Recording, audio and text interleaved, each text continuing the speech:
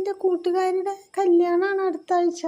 അതിനെന്താ ഫൈനോ, ഈ പോയിക്കോ. മോളെ, ഇനി അങ്ങനെ കല്യാണത്തിനും പോകാൻ പറ്റില്ല.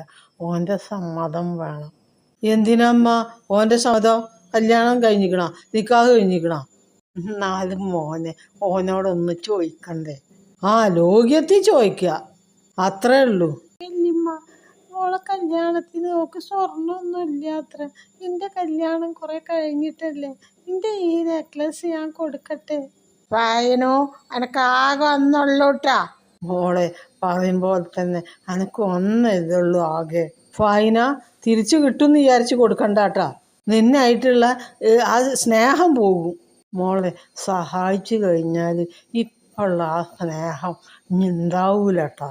ഫൈനോ, ഉള്ള സ്നേഹം പോകൂട്ടാ. അത് മാത്രല്ല, ശത്രു അവരെ ആകും. ഉമ്മ, എന്നാലും വേണ്ടില്ല, മോളെ കല്യാണം നടക്കട്ടെ. പടച്ചോൻ എന്നെ സ്നേഹിച്ചോളൂ. മോളെ എൻ്റെ അടുത്ത് അതിനെ മാത്രം ഉണ്ടോ? എന്തെങ്കിൽ ഇജ് 4നും 5 കൊടുത്ത. ഇതിപ്പോൾ അതല്ലല്ലോ, ആകെ വന്നല്ലേ ഉള്ളൂ എനക്ക്. ഉമ്മ, ഓൾക്ക് പറഞ്ഞാ മനസ്സിലാവൂല. ഫൈന, ഈ കൊടുക്കണമെങ്കിൽ കൊടുത്തോ, പക്ഷെ കിട്ടുമെന്ന് വിചാരിച്ചിട്ട് കൊടുക്കരുത് കേട്ടാ.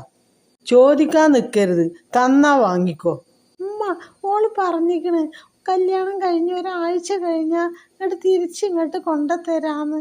മോളെ ഈ ഫ്രീ കൊടുക്കണ മാതിരിയാണ്ട് കൊടുത്തോ.